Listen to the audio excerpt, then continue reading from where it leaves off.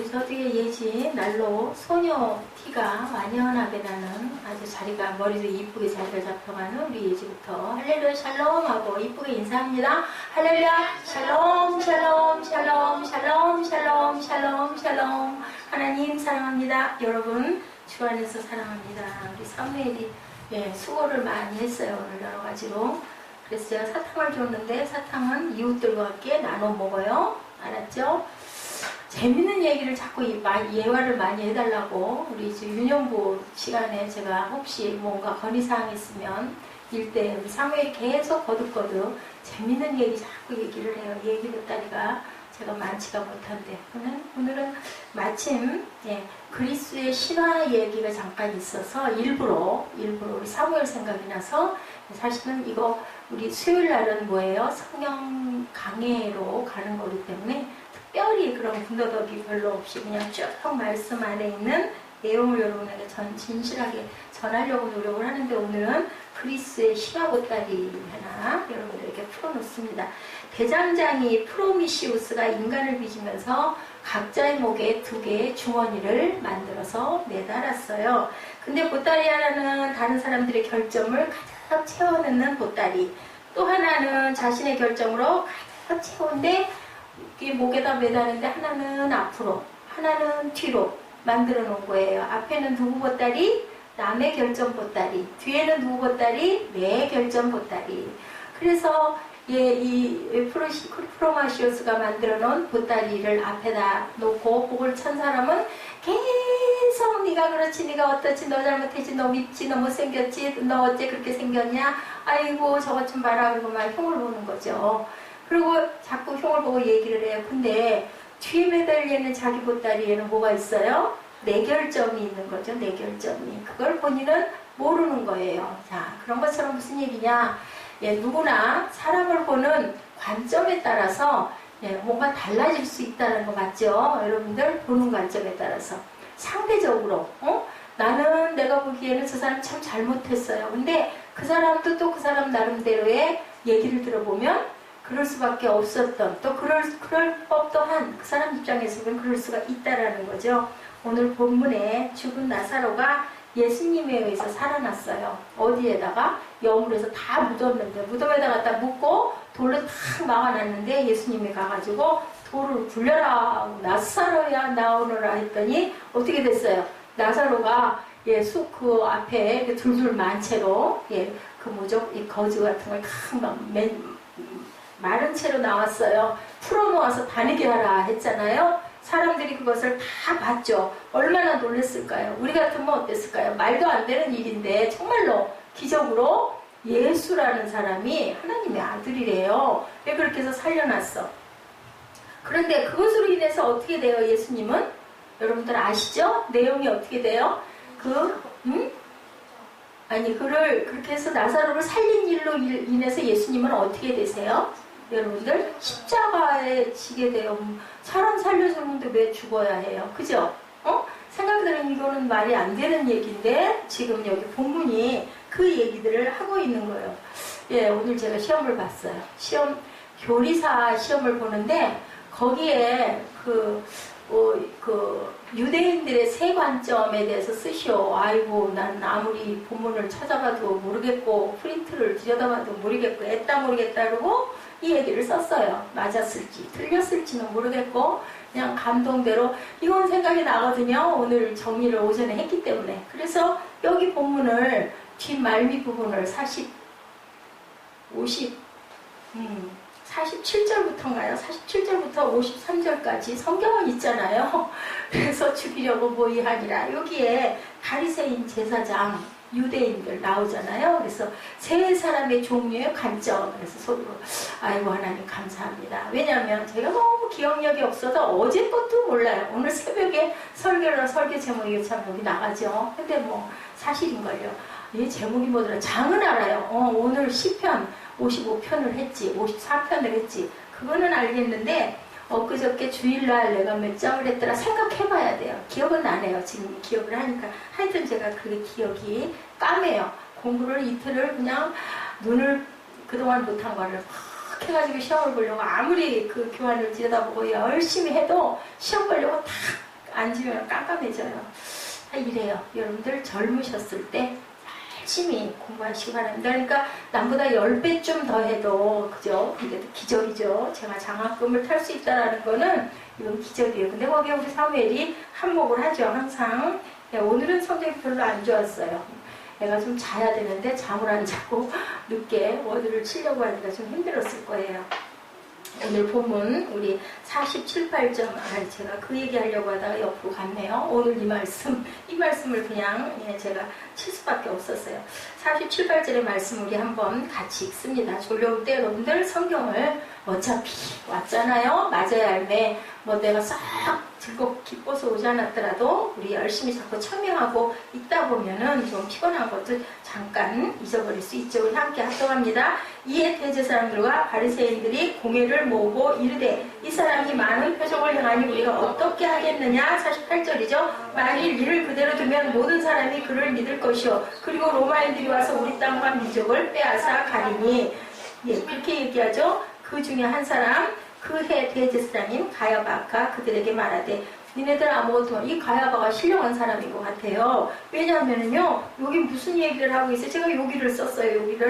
여기 이 사람을 48절이죠. 사람들이 얘기하는 거죠. 그대로 두면 그를 믿고 그를 따르고 로마인들이 우리 땅을 다 빼앗아 가버릴 거 아니냐. 요 부분인 거죠. 그래서 예수님을 죽이려고 모의를 하게 된 건데 이 가야바가 예언적인 얘기를 하죠. 뭐라고 그래요? 너희가 아무것도 알지 못하노다. 50절 한 사람이 백성을 위하여 죽어서 온 민족이 망하지 않게 되는 것이 너에게 유익한 줄을 생각하지 아니하는도다. 이 말은 스스로 함이 아니요 51절이죠. 그 해의 대제사장님으로 예수께서 그 민족을 위하시고 그 민족만 위할 뿐 아니라 흩어진 하나님의 자녀를 모아 하나가 되게 하기 위하여 죽으실 것을 미리 말함이로라. 이거 예언이잖아요. 이 사람 예수 안 믿을 텐데 하나님을 믿겠죠. 하나님은 믿죠. 근데 이렇게 얘기 사실이거든요. 이렇게 하려고 하고 있었던 이 부분이 대제사장은요 종신직이에요. 사실은 종신직이면 언제까지? 죽을 때까지. 죽고 나면 그 다음에 다시 대제사장이 가문에서 나오는데 여기는 뭐라고 얘기를 했어요? 제가 요거 주석을 열심히 오늘 오전에 보다 보니까 그걸 발견을 했어요. 왜 그 해에 대제사장이라고 했을까요? 그 시절에는요 너무 비리가 너무 많아가지고 이 대제사장들이 대제사장의 역할을 못해요. 왜냐하면 시적 잘못하면 왕이 갈아치우는 거예요. 대제사장 탁 떨어뜨려버려 다른 제사장. 그러니까 대제사장들이 엄청 많아요. 1년 한 사람도 있고 2년 한 사람도 있고. 근데 이 사람은 10몇 년 동안을 18년인가요? 그 자리에 머물러 있어요. 이 가야바가. 그래서 가야바라는 사람이 조금 이름이 우리 귀에 익숙합니다. 대제사장들과 바리새인들은 비상공예를 이제 소집을 한 거예요. 우리 땅 뺏어가게 생겼어. 저 사람이 자꾸 기적을 일으키고 안 그랬으면 좋겠는데 사람을 살리다 보니까 소문이 나가지고 저 사람 따라다니는 사람이 너무 많아. 이거 어떻게 했으면 좋아 하고 여기에서 사내들인 공예죠. 그러니까 지금으로 말하면 뭐가 소집이 됐어요? 임시국회가 소집이 된 꼴인 거죠. 모여가지고 모의를 하죠. 사내들인 공예에 누가 있어요? 여기 사두개인 바리새인 그리고 아주 이스라엘 대표급들 그 제사장 옛날에 제사장 했던 그런 사람들이 모여 앉은 거예요. 그들은 예수님이 죽은 나사로를 다시 살리는 기적을 행했다는 소식을 듣고 급하게 비상공의회를 소집을 했다라고 있죠. 그들이 비상공의회를 열어 토론한 내용은 두 가지. 예수가 놀라운 표적을 행한 이대로 두면 모든 사람이 저를 하나님의 아들이라고 정말로 여기고 그를 다 따라가면 어떡하냐. 우리는 어떻게 하면 좋냐. 다른 하나는 예수가 사람들을 선동해서 반란이라도 일으키면 그래서 예수가 이 나라 왕이 되면 우리는 어떻게 하냐. 우리는 내쫓기. 그러니까 제사장직 하나님을 섬기는 일이 중요한 게 아니라 내가 어떻게 먹고 살까. 이러다가 나 이 자리에도 지키지 못하면 어떨까. 그리고 로마 왕의 그 눈치를 보기에 급급한 그 시대였다라는 거죠. 그는 예수라는 한 사람이 죽음으로 여기에 그 가야바의 얘기죠. 말을 맺죠. 민족을 구하는 것이 마땅하다고 주장합니다.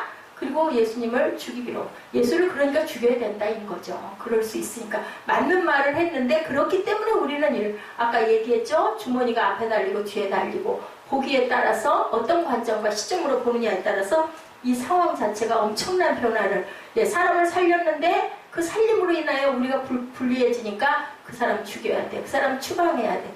그런데요, 여러분, 요즘에도 이런 일, 국회에도, 정치에도, 아니면 어떤 직장에도, 그죠? 비일비재. 저는 이것을 제가 여기 준비를 하면서 또 제 생각을 또 했어요. 제가 박사원 다녔잖아요. 학교를 3년 정도 다녔죠. 근데요, 거기를 그만두게 된 이유 중에 하나가 공부를 어떻게 하면 열심히 해서 뭔가 논문을 만들어낼까, 이것을 하시는 것이 아니라 거기는 아주 훌륭한 목사님들이 많다 보니까 얼른 시간이 가야 해. 얼른 한 학기가 가고 또 한 학기가 가서 내가 그 목표하는 부분에 그 학위를 어떻게든 받아가지고 이걸 마쳐야 돼. 무슨 박사원에서 공부를 하고 무슨 시험을 봐. 그냥 될 수 있으면 안 하면 좋고, 될 수 있으면 결강하면 좋고, 될 수 있으면 공강이면 좋겠어. 인 거예요. 근데 저는 목적이 좀 달랐거든요. 예, 공부를 좀 하고 싶고, 뭔가 좀 깊이 좀 느끼고 싶고, 깨닫고 싶고, 해가지고 거길 갔다라는 거죠. 참, 아주 싫었을 것 같다는 생각이 들어요. 관점에 따라서. 아니, 박사원에 가도 학생은 학생이거든요. 교회에서 목회를 하든, 아니면 어디 교수를 하든 많이 있죠. 그래도 그 부분에 공부를 하려면, 가서 공부해야 되니까, 학위를 받으려면. 그런데 저랑 생각을 같이 하는 사람들이 예를 들어 한 3분의 1이라도 있으면 좋았을 건데 보니 아무도 거의 없어요. 많지 않았지만, 그 명수도 많지 않았지만, 그러다 보니까 제가 얼마나 싫었을 거예요. 답답하고 뭐 자꾸 질문하고 또 레포트 말씀하시면 안 잊어버리고 준비했는데요 하니 넘어갔으면 좋겠는데 시험 봐야 되잖아요 하니 얼마나 미웠을까. 그래서 참 미운 오리구나. 학교를 제가 안 나갔죠. 딱 그 학위를 받고 석사를 받고 코스 2년 더 해야 되는데 딱 그만뒀어요. 다른 분들에게는 막 전화 오거든요. 나오셔야지, 안 나오시면 어떡하냐.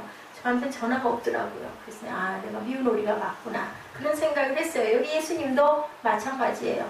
사람을 살리는 일을 했지만 그걸로 인해서 사람을 죽여야 된다라는 생각을 한다라는 거죠.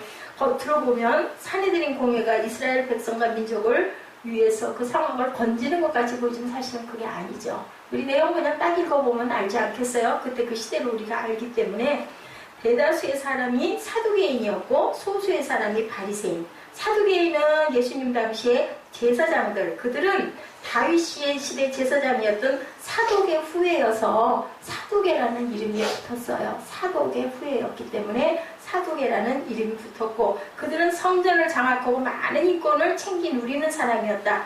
47절에 대제사장과 바리새인들이 공회를 모으고라고 말하죠. 여기서 대제사장들이라는 말은 대제사장을 맡았던 사람명이 여러 명 있었다. 아까 설명드렸죠. 종신직이기 때문에 이렇게 많지 않아야 되는데 이 시대에는 그럴 수밖에 없었다는 거죠. 조금 하다가 뭐 조금 잘못하면, 그러니까 이 사람들은 아무 일도 안 일어나야 돼요. 되도록이면 사무엘아 고개를 좀 들면 어떨까? 응? 고개 숙이고 그렇게 있으면 자게 돼. 아까 잤잖아. 1시간 이상. 그러면 정신 차려야지. 왜 재밌게 얘기해 주려고 일부러 보따리도 만들어가지고 와가지고 얘기해줬는데 고개를 아예 딱 쳐박고 있어. 이렇게 하고 좋은 게 아니라 자세를 그렇게 하면 안 좋을 사람이 아무도 없어. 이 시간에. 알았어? 눈을 뜨도록 해. 대제사장들이라는 말, 여러 명의 대제사장이 있었다. 들이라고 표현이 됐다라는 거. 여러분들 요거 읽으시면서 이게 지나치시죠? 생각을 하시기 바랍니다. 뇌물에 아주 엄청나게, 그때 그리고 이제 그 이후에 막 면죄부 사건들이 막 일어나고, 그래서 종교혁명이 일어나게 됐구나. 이 흐름을 아셔야 됩니다. 자신들의 마음에 들지 않으면 갈아치우죠. 거기서 가서 아까 제가 얘기했죠. 미운 오리가 되는. 근데 당연한 건데 그렇게 되는 거죠. 그러다 보니까 대제사장은 하나님과 백성을 위해서 일하는 게 아니라 로마 정부의 꼭두각시로 있었던 그 시절이었다. 그래서 대제사장들이라는 표현이 됐다는 거죠. 그 당시 종교적으로, 정치적으로 얼마나 타락한 시대였었나. 거기에 같이 올라타지 않으면 거기에 섞일 수가 없는 거예요. 49절에 그 중에 한 사람, 그의 대제사장인 가야바라고 얘기를 하죠. 18년 동안 대제사장 직위를 유지하고 있었으니 얼마나 충성을 많이 하고 하수인은 얼마나 많았을지. 그는 자신이 대제사장으로 있는 상황에서 문제가 생기는 걸 원하지 않았다. 잘못하면 이 자리에서 쫓겨날 건데 내가 권력을 이만큼 잡고 있고 그러면 어떻게 할 거예요? 내 아래에 있는 또 내 가정에 있는 나의 모든 그 주변에 그런 걸 잃어버리면 안 되니까. 그러니까 예수님이 오셔가지고 그렇게 사두개인들 바리새인들을 야단을 친 이유가 그 시대가 이랬었기 때문이라는 거. 시대적인 상황을 알아야 성경을 이해하기가 좀 쉽죠. 그래서 비상공예를 소집하고 예수를 그대로 두면 로마인들이 와서 우리 땅과 민족을 빼앗아 가리라 라고 얘기를 하는 거죠. 그들은 백성과 나라를 걱정하는 지도자들이었고 애국자인데 그들이 말한 우리 땅이란 이스라엘 영토를 말하는 것이 아니고 토부포라는 단어로 특정 장소를 가리키는 말, 예루살렘이나 성전 지역을 지칭하는 여기 있는 우리 땅들, 이 귀한 땅들, 금싸라기 같은 강남 땅, 그죠? 요즘에는 그 성공을 하려면, 목회를 성공을 하려면 다들 분당이나 수지나 그쪽 강남 쪽 그쪽 너머로 가야 된다라는 그런 얘기가 있어요. 그쪽으로 들어가면 무조건 성공을 한다고, 성장을 한다고 하죠. 여기도 그런 것 같아요. 현대인의 성경에는 성전으로 번역이 되어 있어요. 공동 번역에는 거룩한 곳이라고 번역되어 있습니다. 사내들인 공의회의 사두개인과 바리새인들이 걱정한 것은 국토가 아니고 자신들이 활동하고 부와 명예와 권력을 누릴 수 있는 성전 지역, 핵심, 중심부, 거기를 여기서 얘기하고 있다. 백성들의 삶과 나라와 미래는 상관이 없다. 오직 자신들이 누리는 부와 권력 유지에만 관심이 있었고 그들은 제사장이고 말씀을 가리키는 랍비였지만 죽었던 나사로가 살아나는 거, 오우 기적이야. 이거는 아무 상관이 없어요. 왜 하필이면은 주일날 이런 일이 일어났어 하고 난리를 치는 거죠. 사람을 고쳐놔도 그거 사람 살아난 것에는 뜻이 없어요. 예수님이 보실 때 이들은 아무도 하나님 보시기에 온전한 자가 하나도 없다라는 얘기를 바로 그래서 한 거죠. 백성들에게 위로가 되는지 아픔이 되는지 이런 거는 상관할 바가 아니다. 그저 조용해 너희들. 아무 소리가 무슨 소리도 일어나면 안 되는 거예요. 사두개인과 바리새인들이 보여주고 있는 이기적인 속성, 그것들을 우리가 이 말씀 안에서 우리가 바라봅니다. 하나님과 정반대의 뜻을 결정을 내리면서도 어떻게 포장을 해요? 하나님의 율법을 거스리니까 이렇게 됐다는 거죠. 그래서 거기에 대항해서 예수께서 죽으신 거예요. 예수께서 기적을 일으켜가지고 그들을 막 다 몰살을 시켰으면 어떻게 됐을까? 그랬으면 지금 우리 크리스천들이 이렇게 있지 않을 거죠. 그죠? 우리가 그거를 알죠. 하나님을 믿는다고 하면서 어느 순간에 가야바처럼 세상에서 더 많은 것을 누리고 얻을 수가 있다면 하나님께서 무엇을 원하시든지 상관 안 하는 그러한 우리 그 교회들, 기독교에 지금 이번 시험에 그런 문제도 또 있었어요. 지금 현재 기독교의 문제점이 뭡니까? 당신의 목회에 접목해서 그 부분을 서술하시오. 이거는 우리 그 공부하는 부분에 별로 큰 중심이 아니죠. 그렇게 나왔어서 성례전에 그게 나왔어요. 그래서 저는 그냥 우리 교회 이야기를 했습니다. 거기 나와 있는 부분 발췌해서 워드를 치고 우리 사무엘이 워드를 한 4,000자 이상 쳤어요. 치고 나머지 말미에 우리 하나님께서 저에게 주신 말씀 에베소서 5장 8절, 9절, 10절, 11절, 12절 그리고 고린도전서 13장 1절 사랑이 없으면 소리나는 꽹과리와 울리는 꽹과리 같다라는 말씀 성경에 있으니까 그 모델을 치고 우리는 죄송하죠. 하나님 보시기에 어떠셨을지 모르지만 우리 성전, 우리 교회는 이렇습니다. 주일날 새벽 예배를 먼저 드리고 그 다음에 본예배 때 우리 유년부, 중등부가 함께 엄마와 함께 이렇게 같이 예배를 드립니다. 왜냐하면 큰 교회들이 다 교회는 같이 가는데 각자 부서로 흩어지면 나중에 집에 갈 때 모이거든요. 아이들은 아이들끼리, 어른은 어른끼리. 그래서 요즘에 교회들이 아이와 부모님이 함께 예배 드리는 것을 많이 권장을 하고 있어요. 근데 어찌됐든 우리는 아무리 형태가 작지만 그렇게 하고 있고 토요일 날을 만나서 주보도 쓰고 헌금복도 쓰고 전도지도 돌리고 그리고 공부도 하고 잠언도 외우고 그리고 밥은 맛있게 우리 선생님들이 직접 내외가 이렇게 봉사를 하셔서 이렇게 해서 먹고 있습니다. 작은 사랑의 실천입니다. 이게 커가야 할 텐데요. 하나님의 공의와 사랑을 우리가 소리 높여 말할 때 뭐 해야 되나? 실천할 줄 알아야 된다. 예, 점수를 잘 받는 방법은 실제 내 감동을 거기에 접목해서 쓰는 부분이 점수를 가장 잘 받는 방법이에요. 물론 그것이 이제 그 주제에 어울려야 하겠지만, 성경을 찾아야 되겠지만, 오늘 말씀에 우리는 어떨까? 저는 요즘에 한 2, 3일 동안 우리 교회는 어떤가? 이제 그런 부분들의 그 공부의 그 중간 평가를 하면서 그런 생각을 해요. 우리는 정말 잘 가고 있나? 크고 작고 사람이 많고 적고가 문제가 아니고, 여기서 조금 더 나으면 좋겠지만, 그래도 어찌됐든 간에 기본적으로 세상 명예나 세상 출세나 세상 이름 드높이는 곳이나 아니면 뭐 뭔가 프로그램을 막 도입을 해가지고 돈이 많아가지고 쏟아붓고, 예, 그렇게 절대 할 수도 없지만 원하지도 않습니다. 그렇게 아마 제가 그런 부분을 길을 썼더라면 유명한 사람이 아니어도, 그죠? 뭐 동문회든 어디든 가가지고 어떤 목사님 오시라고 할 수 있죠. 뭐 좀 드리면 되죠. 뭐 그거 못하겠습니까? 근데 그게 사실은 큰 필요성이 없겠다 싶어서는 안 하고 있습니다. 그 대신 제가 최대한으로 여러분에게 잘 묵상을 해서 전하려고, 온전하게 전하려고, 그렇게 해서 잘 길러가려고 노력을 하고 있습니다. 하나님의 공의와 사랑을 이렇게 실천하고 가야 된다. 나는 목회를 잘하고 있는가? 나는 하나님을 잘 믿고 잘 의지하고 있는가? 하나님으로 포장하면서 내가 설교하고 있지는 않은가? 내가 무릎 꿇고 있지는 않은가? 누구나, 저뿐만이 아니라 여러분들도 각자 내가 지금 살고 있는 부분, 내 핵심이 지금 어디가 있나를 한번 이 본문을 가지고 우리가 생각해 봅니다. 우리들은 그 사람 참 잘 사는 사람이야 할 때는 어떤 때 잘 사는 사람이라고 그래요? 우리 보라자매 아까 그 헌금 봉투 올라왔는데, 헌금 봉투가 이 길에 말씀드릴게요. 성경적이지 않을 때는 제가 읽어드릴 수가 없어요. 바꿔서 읽어드립니다. 그럴 때는.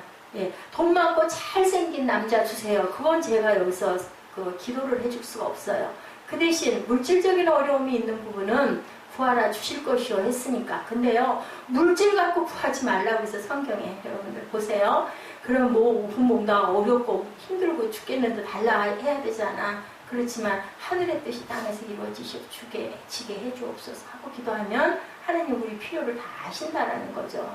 그렇기 때문에 기도할 때는 우리가 외우지 못하면 저부터도 잘 못 외우니까요. 그냥 바르게 읽는 거예요. 읽는 소리 하나님 들으시잖아요. 영이신 하나님이니까. 저는 그렇게 생각합니다. 여러분들 그래서 말씀에 은혜 받은 부분을 꼭 제가 설교한 부분은 아니어도 상관없어요. 묵상하다가 아니면 어디서 보다가 어디서 듣다가 말씀이 있으면 딱 얼른 적어놓고, 요즘에 휴대폰도 얼마나 성경 따로 안 가. 요즘날 교회를 오는데 주일날이었어요. 어떤 아저씨 한 분이, 좀 연세가 계신 한 분이 이렇게 지나가는데요. 성경을 하나를 이렇게 들고, 대개는 이렇게 끼고 가거든요. 안고 가거든요. 근데 이분은 어떻게 성경을 이렇게 들고 덜렁덜렁 이렇게 가시더라고요. 근데 참 드물게 보는 모습이었어요. 성경을 들고 가시네. 근데 저분은 성경을 잘 읽으실 분은 아니다. 내가 아이들한테 웃으면서 그 얘기를 했어요. 성경 든 모습을 보면 성경을 귀하게 여기는지 아닌지 알거든요. 짐처럼 그냥 이렇게 들고 가면 그건 성경을 마음에 귀한 마음으로 드는 게 아니에요. 성경 책값이 비싸고 귀한 커버가 멋지고 이래서가 아니잖아요. 하나님 말씀이기 때문에.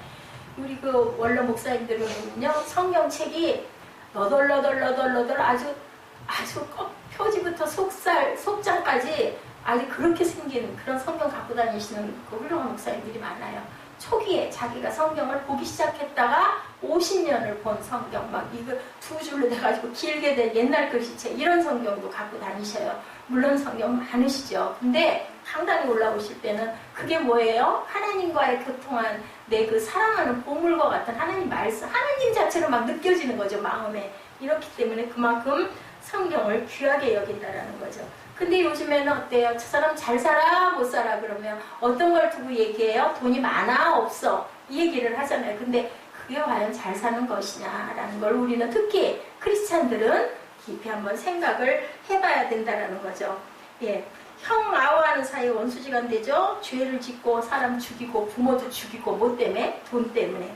그거 뭐가 된 거예요? 돈의 노예가 된 거예요. 돈이 뭐가 된 거예요? 사탄이 돼요. 돈은 필요해요, 우리에게. 편리하잖아요, 있으면. 근데 그래서는 안 된다. 그렇게 사는 것을 잘 사는 거라고 말할 수는 없는 거죠. 믿음도 마찬가지예요. 여러분들 잘 믿는다는 것이 과연 뭘까? 뭐 봉사를 하고 뭐 아웃리치를 다녀오고 막 그 선교를 갔다 오고 꼭 그것만이 잘 사는 것일까? 요즘에 어떤 분들 그런 얘기 하잖아요. 돈이 없으면 예수도 못 믿어. 어떤 분들이 그 얘기 하세요? 나이 드신 노인들이 그 얘기 많이 하세요. 가봐도 아무도 반갑게 맞아주는 사람도 없어. 뭐 나 같은 사람 누가 오든지 가든지 너무 외로운 거죠. 쓸쓸한 거죠. 그래서 요즘에는 그런 얘기들을 많이 해요. 그 그룹별로. 그래서 예배가 큰 교회는 장년부 예배가 있고, 그죠? 청년부 예배가 있고, 있잖아요. 이런 것처럼 또 예배도 여성교회에서 주최를 해서 또 예배를 하기도 하고, 남성교회에서도 하고, 청년부에서 주최를 해서도 예배도 하고, 예배 색깔을 이렇게 만들어서 해요.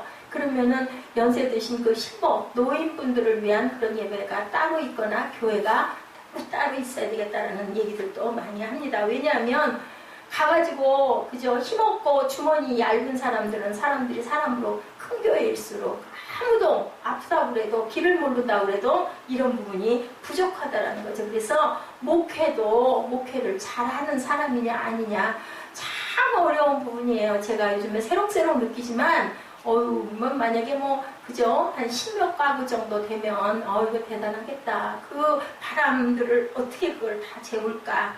그러다 보니까 목사님들은 그냥 입이 있어도 말을 하지 말아야 되고 어떤 상황이 돼도 그냥 상관을. 왜요?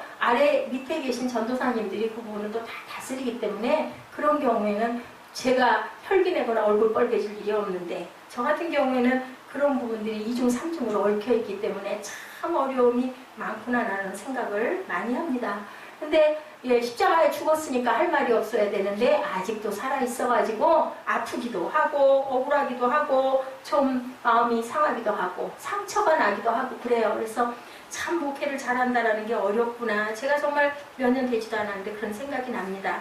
창세기 22장 15절에서 18절에 보면 하나님께서 믿음의 조상 아브라함에게 주시는 축복 기록되어 있죠. 여호와의 사자가 하늘에서부터 두 번째 아브라함을 불러 이르시되 여호와께서 이르시기를 내가 나를 가리켜 맹세하노니 내가 이같이 행하는 네 아들 내 독자도 아끼지 아니하였은즉 내가 네게 큰 복을 주고 내 씨가 크게 번성하여 하늘의 별과 같고 바닷가의 모래 같게 하리니 내 씨가 그 대적의 성물을 차지하리라. 또 내 씨로 말미암아 천하 만민이 복을 받으니 이는 내가 나의 말을 준행하였습니다 하니라. 이 축복의 약속 하나님의 선하심을 믿게 자신의 자식까지 내려놓은 아브라함에게 이제는 내가 너를 믿겠다라고 얘기를 하시죠. 그리고 아브라함을 너는 내 친구야 라고 말씀을 합니다.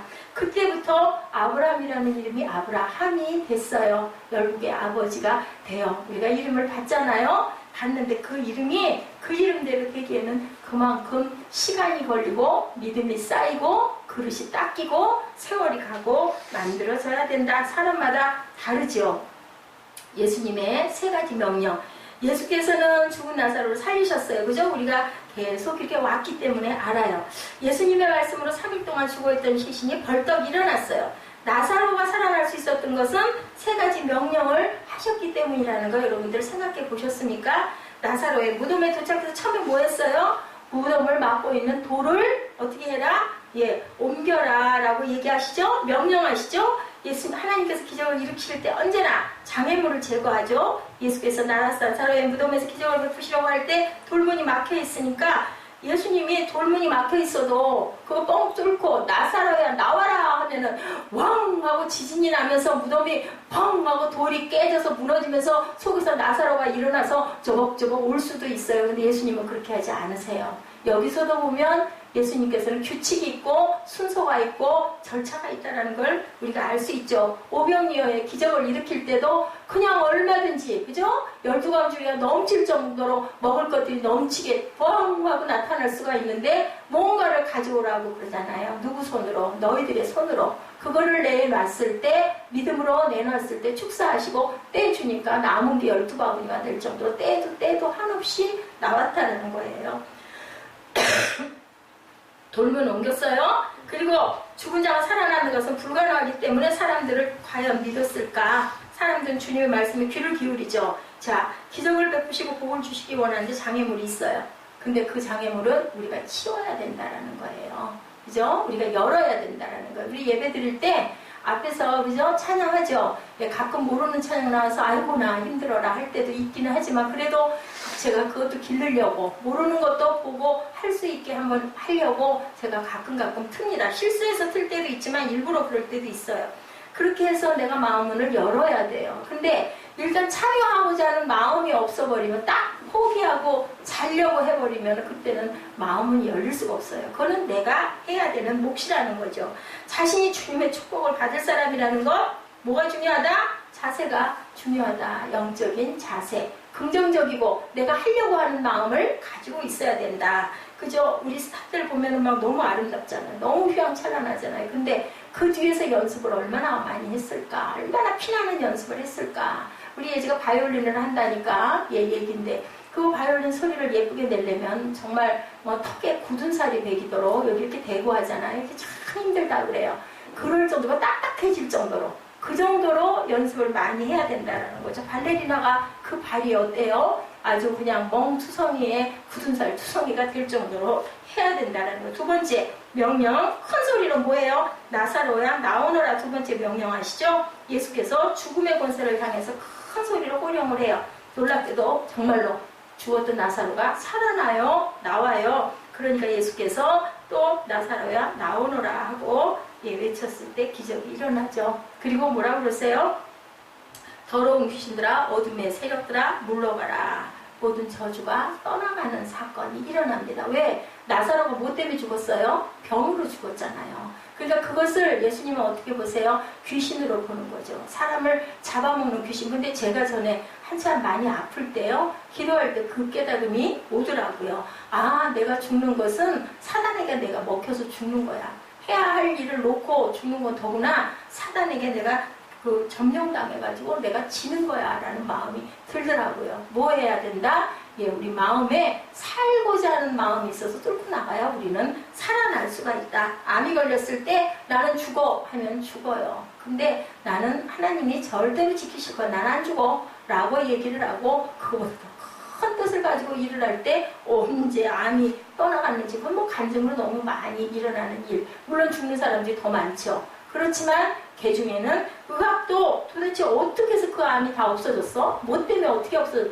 그것도 해결이 안 되는 그러한 것들이 분명히 일어난다는 거죠. 우리는 구원받았지만 세상의 습관과 문화와 가치관에 매여 있다는 걸 생각을 해야 된다. 그죠? 믿음의 사람이 돼서 당당하게 나가서 빛과 소금의 역할을 할 줄 알아야 된다. 부활을 본 사람들의 반응 어땠어요? 죽어서 3일 동안 무덤에 갇혀있던 나사로가 살아나 무덤 밖으로 걸어 나왔을 때 충격받죠? 우리가 현장에 있었으면 아마 우리는 비명을 질렀을 거예요. 꽥했겠죠. 뭐 누구 오빠 부대 왔었을 때보다 더 대단했을 수 있을 거예요. 그런데 왜 예수님이 정말 특별하시구나. 정말 하나님의 아들이시야. 예수님은 죽음의 것을 깨뜨리셨구나. 본문 말씀을 보면 사람들이 그렇게 생각하지 않았다는 거죠. 예, 45절에 마리아에게 와서 예수님의 하신 일을 본 많은 유대인들이 저를 믿었으나 나사로의 무덤 앞에 있던 유대인들은 충격을 받고 믿기는 믿었는데 별로 그런 부분은 나오질 않아요. 뭐예요? 공의에 열어요. 저 사람 아무래도 안 되겠어. 저 요 주의 인물이야. 빨간 색깔이야. 죽여야 돼. 이렇게 됐다라는 거죠. 예. 그 시대가 어땠었는지 여러분들 알겠죠? 그래서 못을 박는 일이 일어났다. 48절에 이에 대제사장들과 바리새인들이 공회를 모으고 가로되 이 사람이 많은 표적을 행하니 우리가 어떻게 하겠느냐? 내지 그 아래의 얘기들은 제가 아까 미리 여러분에게 읽으면서 말씀을 드렸기 때문에 아실 겁니다. 이래서 바라보는 색깔 또 방향에 따라서 그 시대에 따라서 살아야 되고 영웅이 되어야 할 사람들이 죽기도 한다. 그럼 과연 옳은 것은 어떤 것이냐? 하나님이 천국의 얘기를 이렇게 하시는 거예요. 너희들이 세상에 내 일을 하면서 핍박을 받고 순교를 하고 죽으면 그 상이 하늘에 크다라는 얘기가 바로 이런 경우 얼마나 억울하겠어요. 그래서 세상에서 사람들에게 갈채받으려고 하지 마라. 그럼 너희들은 상을 다 잃어버린 거야. 오른손이 한 일을 왼손이 모르게 하라라는 말씀이 바로 이 말씀이라고 저희들이 이해를 하면 됩니다. 한 사람의 백성을 위하여 죽어서 온 민족이 망하지 않게 되는 것을 너희에게 유익할 줄을 생각하지 아니하는도다. 예수님에게는 뭐한 일이에요? 예언. 대제사장들과 바리새인들에게 불리하지만 예수님에게는 51절, 52절 제가 자꾸 기침이 나거든요. 네, 이 말은 스스로 함이 아니요 그의 대제사장이므로 예수께서 그 민족을 위하고 또 그 민족만 위할 뿐 아니라 흩어진 하나님의 자녀를 모아 하나가 되게 하기 위하여 죽으실 것을 미리 말함이러라. 위에 두 구절을 묵상할 필요가 있어요. 하나는 이 말은 누가 가야바가 스스로 한 것이 아니다라는 사실, 하나는 예수님께서 죽으실 것을 미리 말한 것이라는 사실이죠. 예언적 성격이 나타나 있다. 우리는 약한 자를 통해서도 예언이 일어나는 뻔히 알아요. 아는데 어떻게? 내가 살아남으려니까 어쩔 수 없어. 죽여야 돼. 예, 그죠? 이렇게 예수님 그 못 박으라고 한 빌라도도 마찬가지였죠. 그거 안 하고 싶어서 뺐지만 그 상황에서 군중들 심리를 그대로 그냥 내버려두고 무시할 수가 없는 그 자리였기 때문에 어떻게 해요? 가서 손 씻죠? 나는 죄가 없어라고. 과연 죄가 없을까? 그죠? 사탄이 역사하고 유대인들의 요구대로 예수님은 십자가에 처형당하지만 그로 인해서 온 인류가 구원받는, 하나님은 아시면서도 이렇게 몰고 가는 거예요. 너무너무 말도 안 돼. 기가 막혀. 사람을 살리는 사람을 왜 십자가에 못 박고 도둑을 왜 내려놔? 그죠? 그런데 그 일로 인해서 인류는 구원을 받는 사건. 여러분들 어떻게 생각하십니까? 이 사건이 틀렸습니까? 망했습니까? 예수님의 생애가 완전히 나서 피지도 못하고 돌아간 실패한 인생입니까? 아니죠. 우리가 이런 부분을 깊이 생각할 줄 알아야 된다라는 겁니다. 예, 그 사람들 그 인터넷 그 사이트로 인해서 연예인들 특히 죽는 사람들 있잖아요. 예, 먹힘을 당하는 거예요. 그런 부분들에 우리가 연연할 필요가 절대 없다. 위기를 이겨내는 신앙, 예수께서 대제사장들과 바리새인들의 영적 도전을 어떻게 받아들이셨나? 우리 54절 한번 볼까요? 그러므로 예수께서 다시 유대인 가운데 드러나게 다니지 아니하시고 떠나 빈들 가까운 곳인 에브라임이라는 동네에 가서 제자들과 함께 거기 유하십니다. 예수님도 여러 번 피하셨어요. 근데 또 누가 그래요? 다윗이 예수님의 모델이죠. 다윗도 여러 번 죽을 고비를 수없이, 요즘에 제가 시편을 강의를 하다가 보니까 제가 많이 깨닫고 느끼고 합니다. 정말 죽을 고비를 말도 못하게 넘어가요. 오죽이나 하면은 궁중에 들어가서 연주를 하고 있는데 기파와 수금을 타고 있는데 뒤에서 누가? 사울이, 그죠? 칼을 던지죠? 창을 던지죠? 그런데도 그게 피해가요. 그거 수금 타고 있는데 어떻게 피했겠어요? 하나님께서 그렇게 막아주시는 부분들이 많고, 한 번은 아수르 왕한테 가가지고 거기가 의지하려고 갔다가 그 밑에 부하들이 얘기하는 소리 듣고 뭐해요? 미친 채 침을 질질 흘리고 미친 사람 노릇을 해가지고 쫓겨나서 목숨을 구하는 일도 많아요. 보면 참 비참하잖아요. 어떻게 그럴 수가 있을까? 아유, 차라리 죽고 말지. 내가 그렇게 그런 천대의 멸시를 왜 받아? 우리 살아가면서 그런 일들이 얼마나 많습니까? 그럴 때 예수님 생각하고 다윗을 생각하고, 아유, 그분들도 그랬는데, 그죠? 십자가라는 중요한 목표, 예수님의 목표는 대제사장이나 바리새인과 싸우는 게 목표가 아니었어요. 십자가에 매달리는 게 목표였어요. 다만 뭐를 기다리셨어요? 때를 기다리신 거예요. 내 때, 시간, 예수님의 시간, 내가 십자가에 매달릴 그 순간을 계속 생각하시면서 죽을 줄 알면서도, 돌아가셔야 되고 고난받을 거 알면서도 한 발 한 발 앞으로 다가가고, 그리고 누가 뭐라고 하든 거기에 동요하지 않으셨던 예수님의 마음, 우리가 그 마음을 닮아야 됩니다. 55절이죠. 유대인의 유월절이 가까움에 많은 사람이 자기를 성결케 하기 위해 유월절에 시골서 예루살렘으로 올라갔더니, 성결의식을 치르려고 각지에서 몰려들죠. 26절에 사람들은 이렇게 말하죠. 저희가 예수를 찾으며 성전에 서서 서로 말하되 너희 생각에는 어떠냐? 저가 명절에 오지 아니하겠느냐 하니, 예수께서 유월절을 맞아 예루살렘의 모습을 드러낼 것이다 라고 말씀하죠. 그건 예수님 설교 듣고 싶어서 그런 게 아니라 잡힐까 안 잡힐까, 죽을까 안 죽을까, 그게 관심이었어요. 이 사람들이, 대제사장들과 바리새인들이 누구든지 예수 있는 곳을 알거든 고하여 잡게 하라라고 명령했기 때문에 뭐 상금이 있지 않았겠어요? 상이 있지 않았겠어요? 유대인들이 예수님의 행방을 찾기 시작한 것은 예수님에게 체포 명령이 내려졌기 때문이다.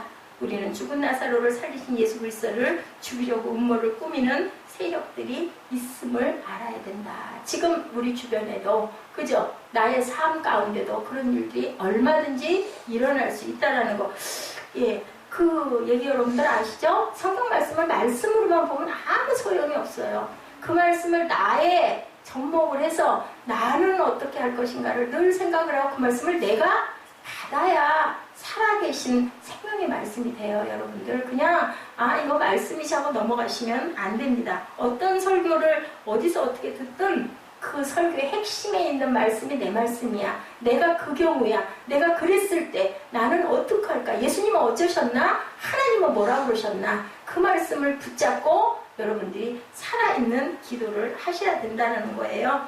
교회가 위기에서 벗어날 수 있는 방법은 뭐다? 부활신앙이다. 3가지 여기에서 주시는 말씀입니다. 부활신앙을 회복한다면 어떠한 위기도 고통도 십자가에서 부활이 없으면 십자가는 죽은 십자가다. 제가 늘 말씀드리죠. 그리고 우리의 영생을 바라보지 않으면 우리가 이 시간에 여기 앉아있을 이유가 없어요. 솔직히 말해서. 근데 그 세상을 바라보는 거예요. 아무도 그거 안 바라보잖아요. 아이고 뭐 그때 가서 볼리지 죽은 다음에 뭔 상관. 그러면 어쩔 수 없죠. 그건 어쩔 수 없지만 그거를 바라보는 사람들에게는 그 마음이 오니까 그 세상을 바라보고 오늘도 뭐예요? 하늘을 쌓는 거죠. 저축하는 거예요. 저를 보지 마세요. 영광을 어디다 돌리세요? 하나님께. 오늘 우리 이정현 자매가 저한테 문자를 했어요. 오늘 안 가면 안 돼요. 오늘 쉬어도 돼요? 물어봐서 제가 시험 중이었어요. 답을 못했어요. 폰은 떠서 아는데 나중에 답을 했죠. 끝내고 나서 나한테 물어보지 말라고. 그거는 본인에게 이미 나는 얘기를 했으니 결정은 항상 본인의 몫이라고. 왜냐하면 하나님도 각자에게 선택의 길을 주셨거든요. 그렇기 때문에 내가 거기를 가서 예배를 드리는 게 맞는지 안 맞는지, 안 가고 놀고 싶은데 안 가도 괜찮을지 안 괜찮을지는 마음에 계신 하나님께, 예수님께 물어보고, 내가 몸이 아프거나 어떤 상황이든 도저히 갈 수가 없으면 가까이 옆에 있는 교회, 어머니 교회를 가도 괜찮고 가도 돼요. 가도 되고 그 다음에는 내가 차라리 이게 나을 것 같아요. 그냥 그렇게 하라는 거죠. 다만 저는 제 얘기를 해서 얘 좀 있었으면 좋겠다 나는. 근데 네가 정말 싫으면 무슨 은혜가 되겠어요. 은혜 안 되죠. 그럼 괜히 왜 와서 앉아있어. 궁둥이는 여기 앉아있고 생각은 저기 가있고 그거 예배 아니야. 그런 자의 예배는 하나님이 안 받으신다. 근데 그건 있어요. 내가 좀 참아야지. 내가 극복해봐야지. 내가 노력해야지. 어떻게 해요? 나사로야 일어나 나와라 하기 전에 돌문을 굴려서 옆으로 밀어놓은 것처럼 내 마음 문을 다독여서 닫고 열어야 된다는 게 필요해요. 그러면 내가 결정했어. 그래도 가야지. 그래서 왔으면 열심히 예배를 드려야 된다는 거. 그죠? 그리고 또 2번째 뭐라고 말씀하세요? 십자가, 그 다음에 체험신앙. 도덕이나 윤리로는 세상을 구원할 수 없어요. 법은 우리 판단을 하죠. 그죠? 그 부분 이거 잘못됐어. 알지만 우리는 체험함으로 인해서 예수님도 체험하셨잖아요. 돌아가셨잖아요. 안 돌아가셔도 되는데 체험을 하셨어요. 그리고 다시 살아나시는 것처럼 우리는 늘 체험할 줄 알아야 된다. 아픈 것도 힘든 것도 그죠? 우리 모래 밟으면 모래사장 어때요? 따갑고 아프잖아요. 근데 그게 좋대. 거기를 밟아야 발바닥도 강해지고 그죠? 발에 어떤 나쁜 바이러스가 있으면 그것도 낫는데 그러면 처음에는 뜨겁고 따갑고 아프지만 우리는 그것을 체험하고 가야 된다는 거죠. 그것이 없이는 뭐가 없다? 면류관이 없다. 우리가 고난이 없이는 면류관을 절대로 쓸 수 없다는. 금도 단련이 돼야 이쁜 금이 돼서 우리 손가락에 예쁘게 끼워지는 것처럼 중요한 얘기입니다. 복음과 부활의 능력을 체험한 신앙은 세상을 구원할 수 있다. 뭐가 된다? 그루터기가 된다. 끝까지 남아있는다. 왜냐하면 내가 체험했기 때문에. 누가 뭐라고 그래도 요즘 세상에 그런 게 어딨어. 나는 있어. 왜? 내가 체험해봤기 때문에. 내가 그 여자를 아는 게 어디냐는 거죠. 너무너무 좋으면 헤어지기 싫은 뭐예요? 같이 결혼해서 만나 살아요. 그게 바로 깊은 안다라는 뜻이에요. 나는 그 여자를 안다. 나는 그 남자를 안다. 그래서 그 사람이 내 안에 있어. 내가 떨어져 있어도 그 상태가 중요하다. 체험신앙이 중요하다. 셋째, 순교신앙. 순교를 결심할 때다. 마지막 때로 갈수록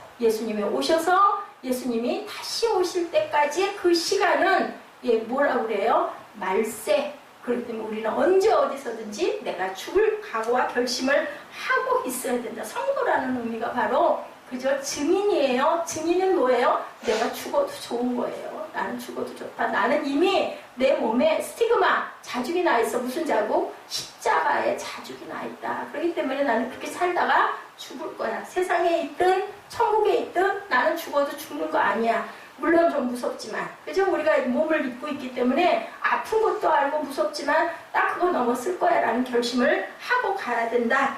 적당히 예수를 믿는다면 우리가 부활신앙을 실천하고 갈 수가 없고, 그리고 헌신할 때 우리가 우리를 죽여서 헌신할 때 여러분들 힘드시지 않아요? 교회 생활 힘들잖아요. 그리고 토요일도 솔직히 피곤하잖아요. 일하고 피곤한데 또 아이들 그런 거 제가 그거 쓰면서 참 마음에 아픔도 있었습니다. 또 우리 그 사무엘이 증인이에요. 제가 막 펑펑 울었어요. 그 쓰고. 그래요. 아프죠. 힘들고 아프죠.